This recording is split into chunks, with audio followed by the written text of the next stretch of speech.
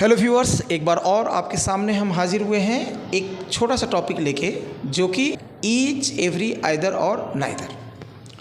चूँकि इसके दो पार्ट होते हैं, मतलब इसके दो रूप में जाने जाते हैं। एक या तो ये डिस्ट्रीब्यूटिव प्रोनाउन के रूप में भी काम करते हैं और ये डिस्ट्रीब्यूटिव एडजेक्टिव के रूप में भी काम करते हैं। बट आपको मैं जानकारी के लिए बता दूँ, ये दोनों में फ़र्क है, प्रोनाउन और एडजेक्टिव। प्रोनाउन कब बनेगा? जब ये अपने बाद कोई वर्ब लेगा। जैसे ईच हैज़ ईटन, यहाँ ईच क्या है? यहाँ एक प्रोनाउन के रूप में आ गया, राइट? ए क्लियर? जैसे ईच, आइदर बोरियस। अब यहाँ आइदर क्या हो गया? डिस्ट्रीब्यूटिव प्रोनाउन हो गया। क्लियर है? अब हम ये देखते हैं कि each, every, either, neither, none, any, इस सब का प्रयोग कैसे करते हैं। ये बहुत ही कॉमन चीज़ है और हमको ये बराबर स्पोकन में और ग्रामर में ज़रूरत पड़ती है। तो मैं आपको बता दूं कि ये ईच, एवरी, आइदर, नाइदर, ये हमेशा सिंगुलर के लिए प्रयोग होते हैं। क्या चीज़ के लिए प्रयोग होते हैं? सिंगुलर के लिए होते हैं। पहले तो इसका अर्थ बता देते हैं। ईच का मतलब प्रत्येक होता है, एवरी का मतलब प्रत्येक होता है, आइदर का मतलब होता है कि प्रत्येक यानी दो में से कोई एक, नाइदर मतलब होता है दो में से कोई नहीं, राइट? ये निगेटिव वर्ड माना जाता है, इसलिए नाइदर के बाद नॉट का प्रयोग यानी निगेटिव वर्ड का प्रयोग नहीं करते हैं। Point next. जैसे ईच का मतलब होता है प्रत्येक, जैसे ईच स्टूडेंट इज लेबोरियस, यानी प्रत्येक स्टूडेंट लेबोरियस है। जैसे आई हैव मैनी स्टूडेंट्स, मेरे पास बहुत सारे स्टूडेंट्स हैं। ईच स्टूडेंट इज लेबोरियस, यानी प्रत्येक स्टूडेंट लेबोरियस है, यानी ये प्रत्येक हर एक की बात करने लगा, राइट? Point next. एवरी की बात जब करेंगे तो ईच और एवरी में क्या अंतर है कि ईच क्या है, एक एडजेक्टिव के रूप में भी काम करेगा और प्रोनाउन के रूप में भी काम करेगा। मगर एवरी जो होता है ना, ये कभी भी है ना, ये क्या बोलते हैं, प्रोनाउन नहीं बनेगा। ये क्या बनेगा? एक एडजेक्टिव के रूप में काम करता है, क्योंकि ये बिना नाउन का प्रयोग नहीं होगा।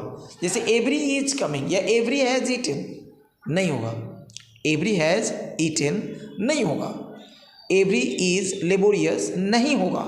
मगर हम कह सकते हैं every boy is laborious, every girl is honest, तब जाके यहाँ पे ये सेंटेंस सही हो जाएगा। तो यहाँ एवरी का मतलब क्या हो गया? क्या हो गया? प्रत्येक। और ये क्या चीज़ के रूप में आ गया? एक एडजेक्टिव के रूप में आ गया। क्लियर है? क्लियर है? डिस्ट्रीब्यूटिव एडजेक्टिव इसे हम लोग कहते हैं। Point number next. अब ग्रामर कहता है कि हम इन सब के बाद, यानी अच्छा इसका ये भी हो गया। अब हम बात करते हैं वन, नन, एनी का। अब वन का प्रयोग जो होता है ना, ये बहुत में से एक के लिए होता है, राइट?